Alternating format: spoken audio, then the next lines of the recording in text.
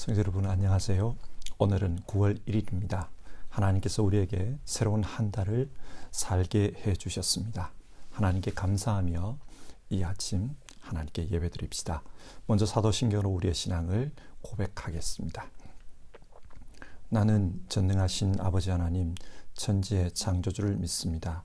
나는 그의 유일하신 아들 우리 주 예수 그리스도를 믿습니다. 그는 성령으로 잉태되어 동정녀 마리아에게서 나시고 본디오 빌라도에게 고난을 받아 십자가에 못 박혀 죽으시고 장사된 지 사흘 만에 죽은 자 가운데서 다시 살아나셨으며 하늘에 오르시어 전능하신 아버지 하나님 우편에 앉아 계시다가 거기로부터 살아있는 자와 죽은 자를 심판하러 오십니다. 나는 성령을 믿으며 거룩한 공교회와 성도의 교제와 죄를 용서받는 것과 몸의 부활과 영생을 믿습니다. 아멘. 찬송가 144장 예수 나를 위하여 우리 1절 부르겠습니다.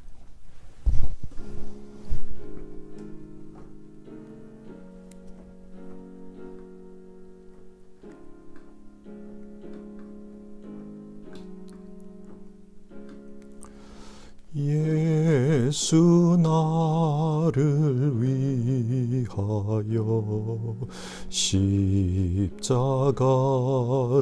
질 때 세상 죄를 지시고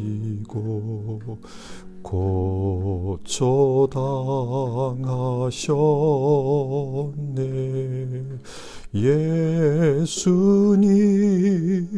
예수님 나의 죄 위하여 보배 피를 흘리니 죄인 받으소서.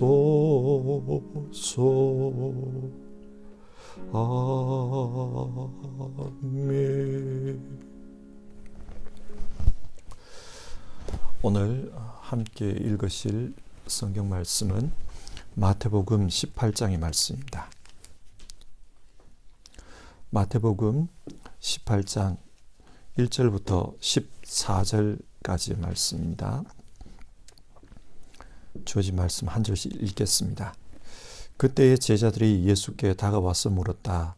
하늘나라에서는 누가 가장 큰 사람입니까? 예수께서 어린이 하나를 곁으로 불러서 그들 가운데 세우시고 말씀하셨다. 내가 진정으로 너희에게 말한다. 너희가 돌이켜서 어린이들과 같이 되지 않으면 절대로 하늘나라에 들어가지 못할 것이다. 그러므로 누구든지 이 어린이와 같이 자기를 낮추는 사람이 하늘나라에서는 가장 큰 사람이다. 또 누구든지 내 이름으로 이런 어린이 하나를 영접하면 나를 영접하는 것이다. 나를 믿는 이 작은 사람 가운데서 하나라도 걸려 넘어지게 하는 사람은 누구라도 차라리 그 목에 큰 맷돌을 달고 깊은 바다에 빠지는 편이 낫다. 사람을 걸려 넘어지게 하는 일 때문에 세상에는 화가 있다. 걸려 넘어지게 하는 일이 없을 수는 없으나 걸려 넘어지게 하는 일을 일으키는 그 사람에게는 화가 있다. 내 손이나 발이 너를 걸려 넘어지게 하거든 그것을 찍어서 내버려라. 내가 두 손과 두 발을 가지고 영원한 불 속에 들어가는 것보다는 차라리 손이나 발 없는 채로 생명에 들어가는 편이 낫다. 또 내 눈이 너를 걸려 넘어지게 하거든 빼어버려라. 네가 두 눈을 가지고 불 붙는 지옥에 들어가는 것보다는 차라리 한 눈으로 생명에 들어가는 편이 낫다. 너희는 이 작은 사람들 가운데서 한 사람이라도 업신여기지 않도록 조심하여라. 내가 너희에게 말한다. 하늘에서 그들의 천사들이 하늘에 계신 내 아버지의 얼굴을 늘 보고 있다. 너희는 어떻게 생각하느냐? 어떤 사람에게 양 100마리가 있는데 그 가운데 한 마리가 길을 잃었다고 하면 그는 99마리를 산에다 남겨두고서 길을 잃은 그 양을 찾아 나서지 않겠느냐? 내가 너희에게 말한다. 그가 그 양을 찾으면 길을 잃지 않은 99마리 양보다 오히려 그 한 마리 양을 두고 더 기뻐할 것이다. 이와 같이 이 작은 사람들 가운데서 하나라도 망하는 것은 하늘에 계신 너희 아버지의 뜻이 아니다. 아멘.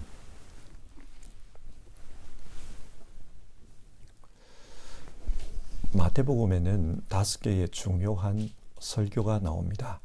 그 중에 하나가 마태복음 18장, 성도들의 공동체 생활에 대한 것입니다. 지금 우리식으로 말하면 교회 안에서 어떻게 행동해야 하나, 그것에 대한 말씀입니다. 여러분, 예수님께서 왜 이런 내용을 제자들에게 가르치셨을까요? 창세기 1장 27절에 이런 말씀이 나옵니다. 하나님이 당신의 형상대로 사람을 창조하셨으니 곧 하나님의 형상대로 사람을 창조하셨다. 하나님이 그들을 남자와 여자로 창조하셨다. 여기서 질문이 생깁니다. 하나님은 당신의 형상대로 사람을 창조하시면서 왜 사람을 남자와 여자로 창조하셨을까요? 여기서 우선 생각할 것은 사람은 하나님을 닮은 하나님의 형상이라는 사실입니다. 그러면 사람이 하나님의 어떤 점을 닮았습니까? 하나님은 홀로 모든 것을 하실 수 있는 분입니다. 부족함이 없습니다. 그런데 하나님은 함께 하시길 원하셨습니다. 그래서 천지를 창조하시고 피조물과 함께 하십니다. 또 사람을 창조하시고 그 사람과 교제하시며 함께 하십니다. 하나님은 사랑의 하나님이십니다. 이것이 하나님의 본성입니다. 그래서 함께 하시며 자신의 은혜, 자신의 사랑, 능력을 나누어 주시기를 원하십니다. 하나님은 그런 것을 기뻐하십니다. 그래서 하나님을 닮은 사람도 다른 존재와 함께 그리고 사랑하며 그렇게 살기를 원하셨습니다. 이런 이유로 사람을 남자와 여자로 만들어 주신 것입니다. 서로 다르지만 사랑하며 사는 것을 남자와 여자를 통해, 이 여자의 관계를 통해 가르쳐 주시는 것입니다. 이것은 신앙에서도 마찬가지입니다. 사랑은 신앙에서도 마찬가지입니다. 사람은 신앙하면서 혼자 사는 것이 아니라 주님의 몸인 교회 안에서 함께 신앙하게 하셨습니다. 그래서 서로 사랑하며 서로 도우며 살기를 하나님은 원하셨습니다. 이것을 기뻐하십니다. 시편 133편에 나오는 말씀을 한번 읽어보겠습니다. 그 얼마나 아름답고 즐거운가. 형제 자매가 어울려서 함께 사는 모습. 머리 위에 부은 보배로운 기름이 수염, 곧 아론의 수염을 타고 흘러서 그 옷깃까지 흘러내림 같고 헤르몬의 이슬이 시온산의 내림과 같구나. 주님께서 그곳에서 복을 약속하셨으니 그 복은 곧 영생이다. 시편은 함께 신앙하며 사는 모습이 얼마나 아름다운가 그렇게 찬송하고 있습니다. 그리고 그렇게 사는 곳에 하나님이 주시는 복이 있는데 그 복이 뭔가? 영생이라고 말씀합니다. 하나님은 함께 사랑하면서 함께 신앙하는 그 사람들에게 영생을 선물로 주시겠다고 말씀하셨습니다. 이 말씀을 통해 하나님께서 얼마나 우리가 함께 신앙하며 또 사랑하며 사는 것을 기뻐하는지 그것을 알 수 있습니다. 그런데 문제는 죄입니다. 죄는 함께 살아가는 것을 파괴했습니다. 선악과를 먹은 아담과 하와를 생각해 보십시오. 아담은 자신이 타락한 이유가 하와 때문이라고 했습니다. 하와를 원망했습니다. 하와는 뱀 때문이라고 했습니다. 그런데 그 뱀을 누가 만들었습니까? 하나님입니다. 그래서 결국 하나님을 원망한 것입니다. 이처럼 죄는 사랑하며 살던 사람을 원망하게 만들고 또 하나님을 원망하게 만듭니다. 죄는 다른 사람과 함께 사는 것을 고통스럽게 느끼게 만듭니다. 그러다 보니 성도들도 하나님을 믿는 것은 좋은데 사람이 힘들다, 그런 말을 합니다. 실제로 그렇습니다. 신앙이 힘든 것이 아니라 공동체 안에서의 관계가 힘든 겁니다. 이게 현실입니다. 이런 상황에서 예수님은 신앙 공동체 안에서 어떻게 살아야 하나, 그것을 제자들에게 가르친 것입니다. 어떻게 살라고 하십니까? 오늘 본문 말씀을 함께 보시겠습니다. 1절, 제자들이 예수님께 묻습니다. 하늘나라에서는 누가 가장 큰 사람입니까? 여러분, 제자들이 왜 이런 질문을 했을까요? 사람은 쉽게 바뀌지 않습니다. 예수님은 제자들에게 주님께서 말씀하시는 하나님 나라가 무엇인지를 여러 차례 말씀해 주셨습니다. 그러나 제자들은 아직도 그 하나님 나라가 다윗 왕국의 재현이라고 그렇게 생각합니다. 주님이 하나님 나라를 이 땅에 가지고 오시면 다윗이 천하를 호령한 것처럼 유대인들이 이 천하를 호령할 것이다. 그러면 유대인들이 이방인들에게 많은 조공과 선물을 받으며 그들을 다스리게 될 것이다. 그런 생각을 하고 있는 겁니다. 그러면 그때 누가 가장 큰 자리를 차지할 것인가? 제자들에게는 그것이 중요했습니다. 그래서 지금 예수님께 이 질문을 하는 겁니다. 하늘나라에서는 누가 가장 큰 사람입니까? 그러자 예수님이 뭐라고 하십니까? 어린아이 하나를 불러 세우고 내가 진정으로 말한다. 너희가 돌이켜서 어린아이들과 같이 되지 않으면 절대로 하늘나라에 들어가지 못할 것이다. 그렇게 말씀합니다. 그러면 어린아이들과 같이 되는 것이 어떤 것입니까? 4절에서 설명해 주십니다. 누구든지 이 어린아이와 같이 자기를 낮추는 사람이 그 하늘나라에서는 가장 큰 사람이다. 어린아이와 같이 되는 것이란 자기를 낮추는 것입니다. 자기를 낮추는 것이란 자기를 작은 자로 여기는 것을 의미합니다. 누가복음 14장에서 예수님이 이런 말씀을 하셨습니다. 어떤 집에 잔치가 열렸습니다. 그러자 손님들이 그 잔치에 초대되어서 연회석에 들어왔습니다. 어떤 사람이 그 연회석에 들어오자마자 가장 높은 자리에 앉은 것입니다. 그런데 조금 있으니까 그 사람보다 더 높은 사람이 들어왔습니다. 그래서 그 높은 자리를 그 사람에게 내어주고 자기는 그 다음 자리로 갔다는 거예요. 그런데 또 있다 보니까 또 더 높은 사람이 왔습니다. 또 더 낮은 자리로 내려갔습니다. 이런 식으로 하다 보니까 마지막에는 자기가 가장 낮은 자리로 내려가게 되었다는 겁니다. 이 이야기를 하시면서 예수님께서 교훈을 말씀합니다. 제자들에게 어디에 초대를 받든지 간에 상석에 앉지 말고 맨 마지막 자리에 가서 앉으라. 그러면 주인이 알아서 높은 자리로 올라 앉으라고 말할 것이다. 그렇게 교훈하셨습니다. 무슨 말입니까? 겸손하라는 뜻입니다. 오늘 본문에서 어린아이와 같이 자기를 낮춘다는 것이 바로 이런 것입니다. 겸손한 겁니다. 예수님 당시의 어린아이들은 존중받는 존재가 아니었습니다. 유아 사망률이 높고 그렇다 보니 어느 정도 자랄 때까지는 사람 취급을 못 받았습니다. 그러나 그 아이가 다 자라면 어떻게 됩니까? 집안의 중요한 존재가 됩니다. 그 집안을 이끌어가는 사람이 됩니다.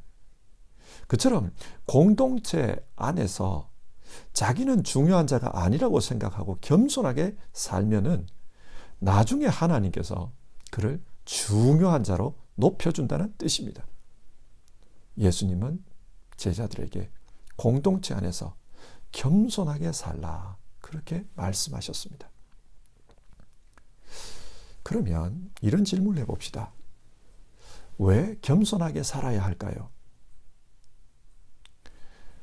공동체가 힘들어지는 경우를 보면 결국은 자리 다툼 때문입니다. 사람은 본능적으로 인정받고 싶은 욕구가 있습니다.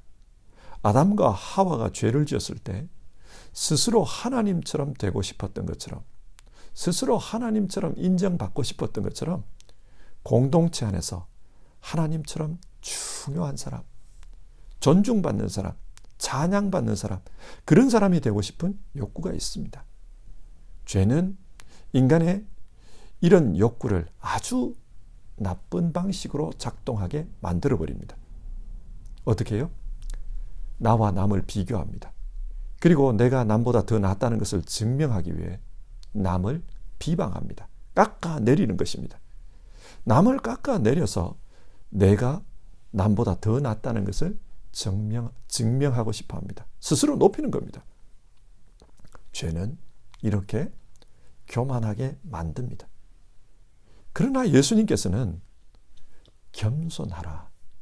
자기를 작은 자라고 여기라. 그러면 하나님께서 높여주실 거다. 스스로 높아지려고 하지 말고 남을 나보다 더 낮게 여기면 하나님께서 그 사람을 높여주실 거다. 겸손하라고 말합니다. 두 번째 내용을 한번 살펴보겠습니다. 예수님은 공동체 안에서 작은 자 하나라도 넘어지지 않게 하라. 그런 말씀을 합니다. 6절인데요. 나를 믿는 이 작은 사람 가운데서 하나라도 걸려 넘어지게 하는 사람은 누구라도 차라리 그 목에 큰 맷돌을 달고 깊은 바다에 빠지는 편이 낫다. 여기서 작은 사람 하나를 걸려 넘어지게 한다. 걸려 넘어지게 하는 것이 무엇인가? 다른 사람으로 하여금 죄짓게 만드는 것입니다. 예를 들어 본문 10절을 보면요. 너희는 이 작은 사람들 가운데서 한 사람이라도 업신여기지 않도록 조심하여라. 내가 너희에게 말한다. 하늘에서 그들의 천사들이 하늘에 계신 내 아버지의 얼굴을 늘 보고 있다.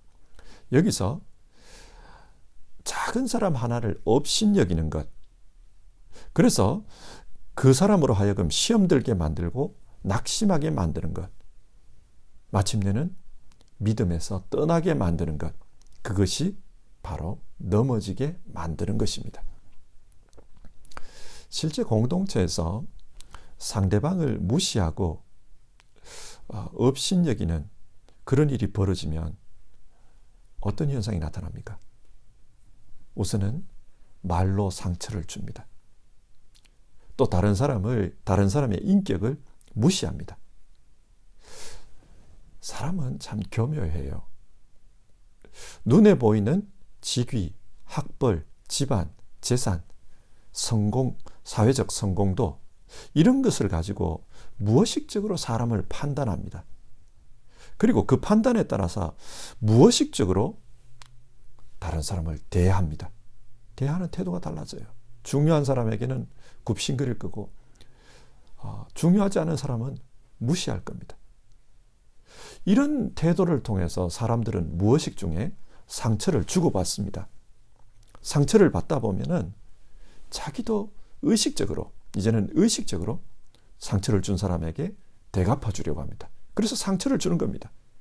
이렇게 하다 보면 다 상처를 받아요. 상처를 준 사람도 또 상처를 돌려받습니다. 많은 경우 나만 상처받았다고 생각하는데 그게 아닙니다. 가끔씩 목회를 하다 보면은 성도들의 말에 상처받을 때가 있어요. 들려오는 그 말이 굉장히 마음에 상처가 됩니다.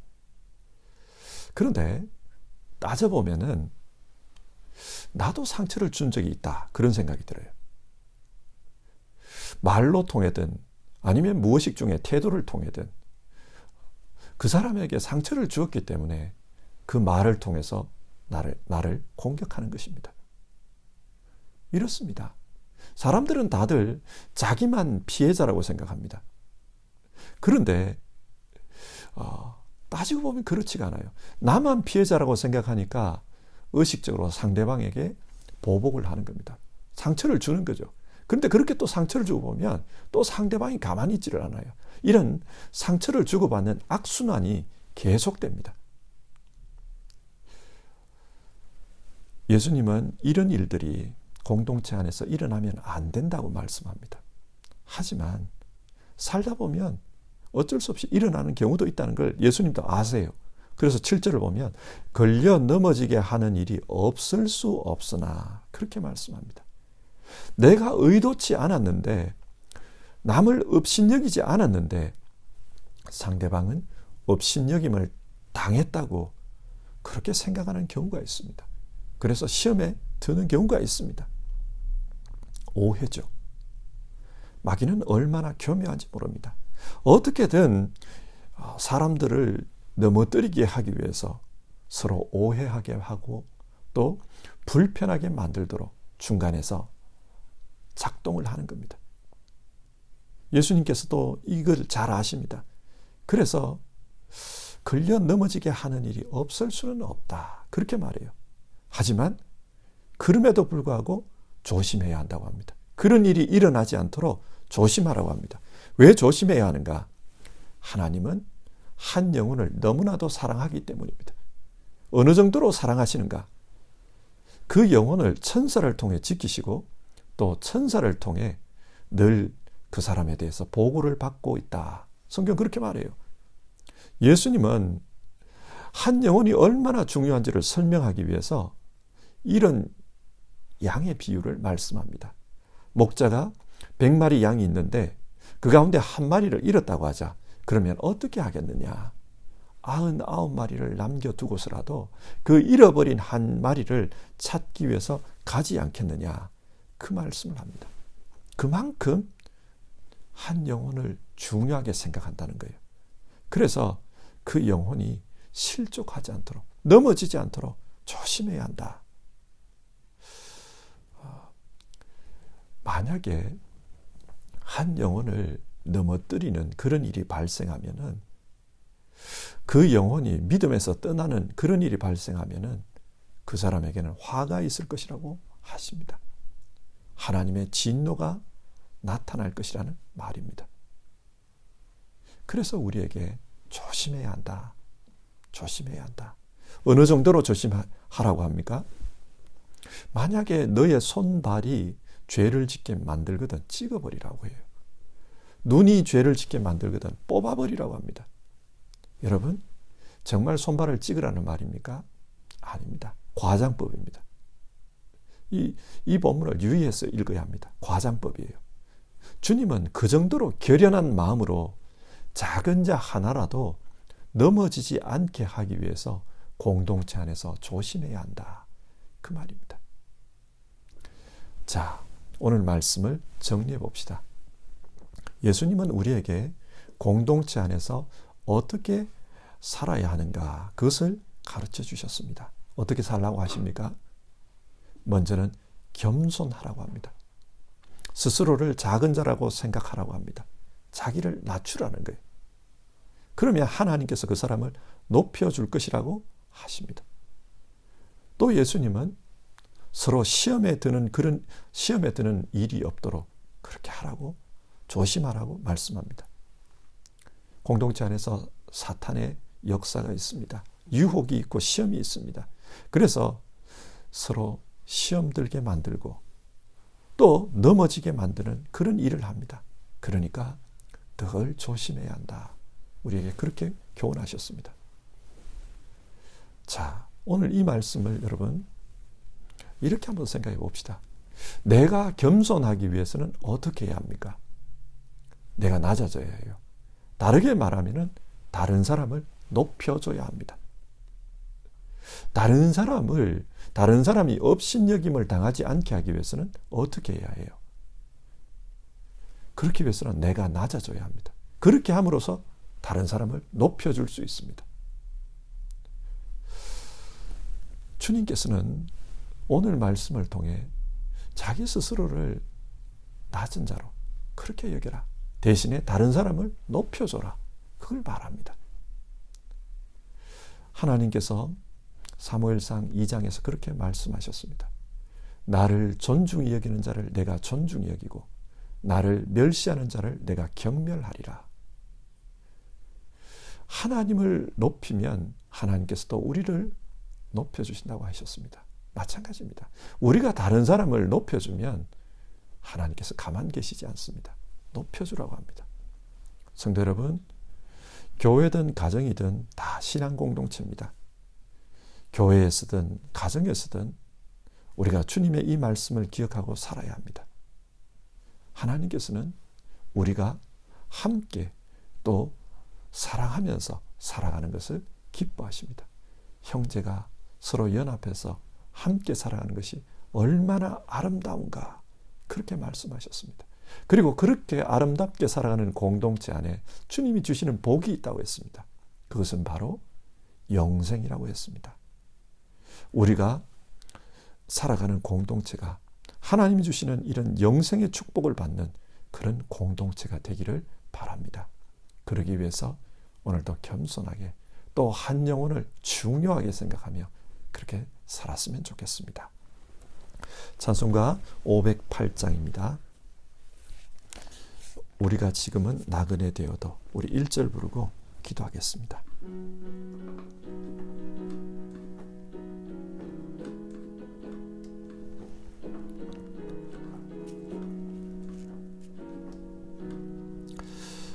우리가 지금은 나그네 되어도 화려한 천국에 머지않아 가리니 이 세상 있을 때 주 예수 위하여 끝까지 힘써 일하세. 주 내게 부탁하시니 천사도 음모하겠네. 화목해 하라시 구주의 말씀은 온 세상 널리 전하세. 오늘 말씀을 생각하면서 기도하겠습니다. 하나님, 신앙 공동체 안에서 화목해 하는 사람으로 살기를 원합니다. 하나님, 그러기 위해서는 겸손하게 살라, 상대방을 존중하며 살라, 그렇게 우리에게 교훈하셨는데 그 말씀대로 살아갈 수 있도록 도와주시옵소서. 우리 그렇게 기도해 봅시다.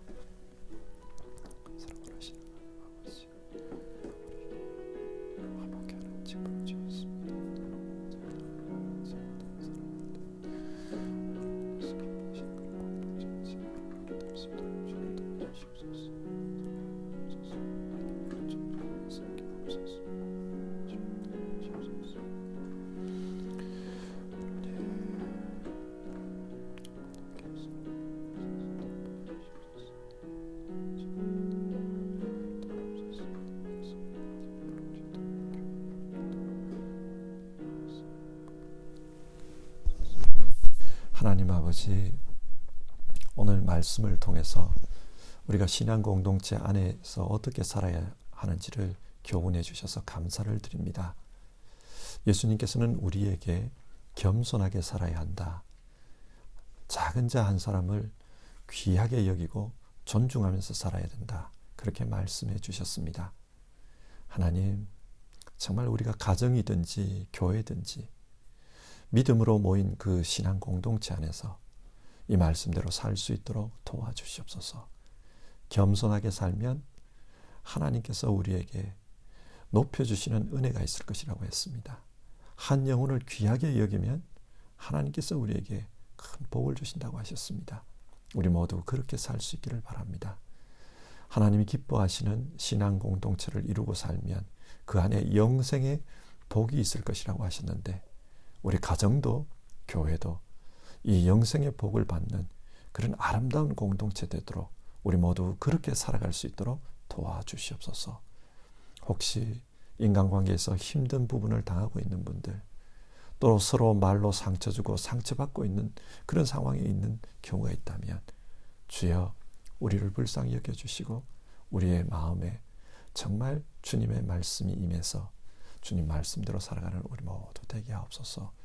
우리의 가정과 우리 교회 공동체를 주님 축복해 주옵소서. 예수님의 이름으로 기도드렸고 다 아뢰지 못한 기도는 주님 가르쳐 주신 기도로 대신합니다. 하늘에 계신 우리 아버지, 아버지의 이름을 거룩하게 하시며 아버지의 나라가 오게 하시며 아버지의 뜻이 하늘에서와 같이 땅에서도 이루어지게 하소서. 오늘 우리에게 일용할 양식을 주시고 우리가 우리에게 잘못한 사람을 용서하여 준 것 같이 우리 죄를 용서하여 주시고 우리를 시험에 빠지지 않게 하시고 악에서 구하소서. 나라와 권능과 영광이 영원히 아버지의 것입니다. 아멘.